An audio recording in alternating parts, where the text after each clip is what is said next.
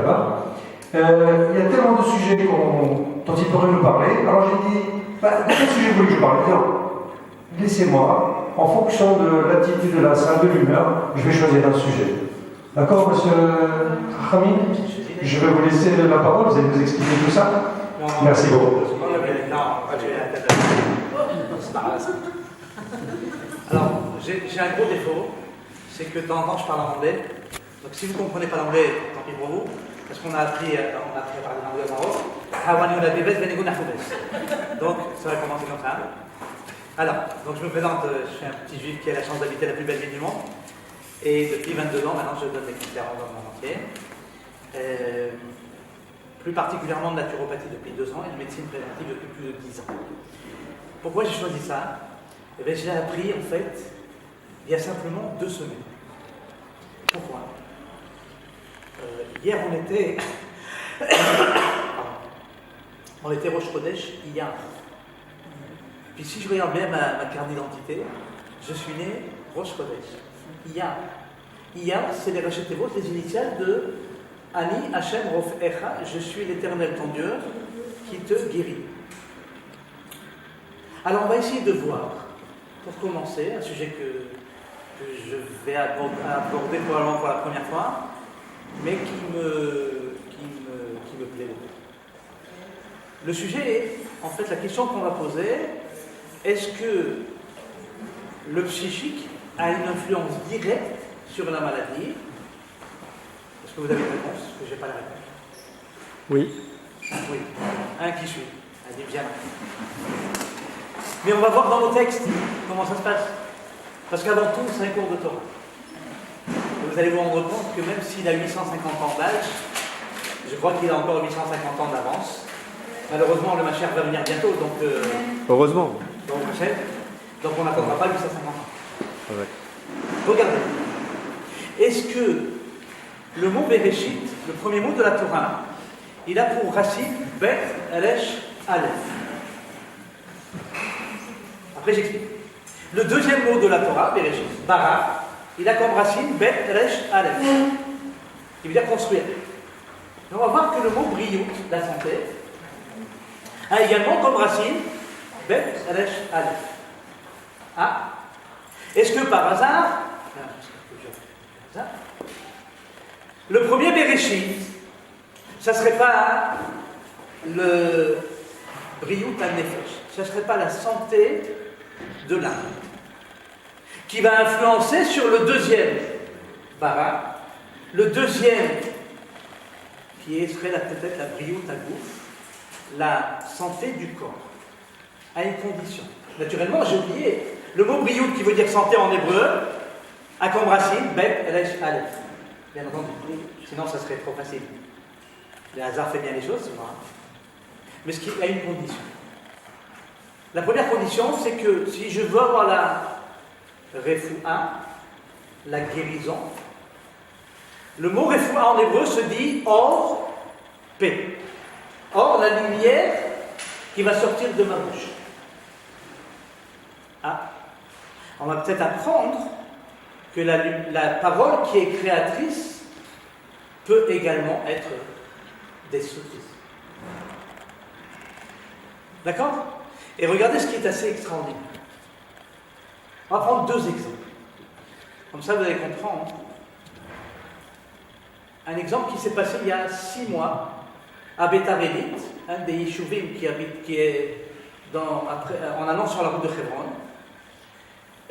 Une maman qui venait, d'avoir un enfant, le 3e jour, elle a glissé à l'hôpital. Et donc elle s'est fait une fracture. Et ça a inquiété les médecins, ils ont demandé à faire une photo, une radio des os. Et il s'est avéré qu'elle avait un cancer généralisé des os. Et ils lui ont dit, écoutez, on ne peut rien faire. Il n'y a rien à faire. Rentrez, profitez de vos enfants et de votre famille, mais on ne peut rien faire. Bon, prochain, quand la médecine ne peut rien faire, c'est qu'il y a un début d'espoir. Qu'est-ce qui s'est passé? Elle est rentrée à la maison. Et elle raconte que pendant 2 semaines, elle n'a jamais été aussi joyeuse de sa vie. Elle a remercié le bon Dieu tous les jours de lui avoir donné un mari extraordinaire, de lui donner des enfants extraordinaires. Et elle s'est baladée tous les jours avec le bébé, avec les bébés. Elle s'est baladée tous les jours en train de marcher, de reconnaître, parce que c'est vrai que c'est joli, Beta, c'est magnifique, on a vécu là-bas un an. Et trois mois après, quand elle a fait la radio, tout avait disparu. Regardez combien toutes les cellules cancéreuses peuvent être, grâce à la pensée, automatiquement détruites, sans aucune chimie. Premier exemple, je ne vais pas m'étaler, vous allez voir qu'au fur et à mesure, on va en parler. Deuxième exemple, et ça, je m'adresse plus même à mesdames, même à messieurs, il y a quelque chose qui est important quand on rentre dans une synagogue. C'est d'apprendre à fermer la fermeture éclair. Pourquoi? Ça, c'est un cas qui est arrivé il n'y a pas longtemps, il y a peut-être 1 an et demi aussi. Un monsieur qui faisait des réparations à la maison, comme ils font souvent, ils prennent le clou ici, et après ils tapent sur l'autre clou. Ah, des fois ils se trompent, ils tapent. Non. Et à un moment donné, le clou est tombé, et le bébé de 3 mois, il a avalé le clou. Bien entendu, c'était grave, parce que non, il avait 8 mois, il était à 4 pattes. Bien sûr que c'était grave, ambulance, et ils ne savent pas comment faire, parce que c'est un danger immédiat, un danger de vie. Vous remarquerez dans la Torah, on ne dit jamais le mot danger de mort, pour ne pas, l'oliftoire paie la Satan, de ne pas ouvrir la bouche au Satan. Ça c'est très important, même s'il a son rôle. Hein. Et puis finalement, il se rappelle, parce que c'était un Talmid Chacham, à Beta, c'est que des garbus qui habitent là-bas, et il se rappelle qu'il y avait un tzaddik dans le monde ashkénaze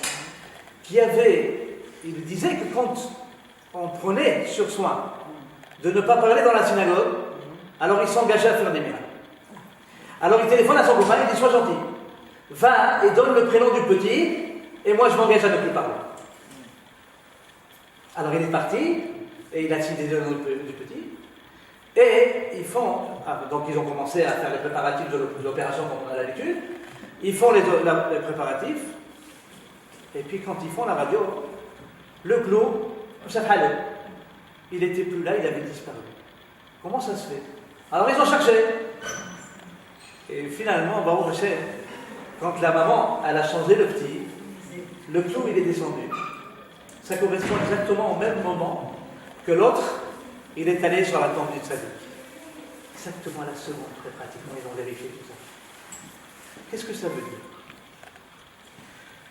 Ça veut dire que la parole est productrice, mais avant toute chose, le cerveau, à partir d'un événement qui est souvent catastrophique, un événement où on a du mal à se relever, eh bien le cerveau va faire en sorte que les cellules cancéreuses vont se créer. Et comme elles se sont créées, eh bien le cerveau aussi peut les, entre guillemets, les décréter. Comme ça qu'on dit en français. Effectivement, c'est quelque chose d'exceptionnel. Je ne vais pas vous citer le professeur Hammer parce que je n'ai pas le droit de le citer. Il est mort l'année dernière. Je ne citerai pas donc. Mais d'abord, est-ce qu'il y a des médecins malgré eux dans l'assistance? Pas médecin, non. Qu'est-ce que tu fais? De la naturopathie. Ah, bon, Hachem. Voilà. Donc tu n'es pas médecin malgré lui. Bon, Hachem, je suis pas médecin. Non, pourquoi? Je vais te dire. Tu sais, j'ai eu la chance d'assister à des congrès internationaux et de prendre la parole pour parler du rapport. C'est pas un ou deux. Et je leur dis, moi j'ai rien contre vous. Je vais t'expliquer pourquoi. Quand je suis allé à Eilat la première fois, ils avaient leur congrès international, je crois. Et je suis passé après une diététicienne. Et quand je suis monté les escaliers, alors je voyais 150 médecins devant moi et 3 avec une kippa. Et quand ils m'ont vu à l'époque, je n'avais pas une barbe comme ça. C'est mieux quand il paraît. Et quand je suis monté, je les ai regardés Et j'ai vu 100 personnes mettre la main dans la poche et mettre une kippa sur la tête. Et je me suis mis à pleurer. Maman, je me suis mis à pleurer. Et après, je les ai regardés, je leur ai dit, regardez, ce que je sais aujourd'hui, c'est que vous n'êtes pas des médecins français de religion juive, mais vous avez prouvé en faisant ce que vous avez fait, parce que les anges là-haut, ils dansent. Vous avez prouvé que vous êtes des juifs français. Je crois que vous avez compris le message. D'accord ? Mais vraiment, je me suis mis à pleurer. Ce sera probablement le plus beau souvenir que j'aurai avec les médecins. Et je leur dis, le système, il n'est pas bon.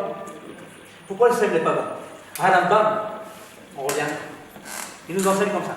Un médecin, s'il étudie et qu'il ne pratique pas, naturellement, il ne sera jamais médecin.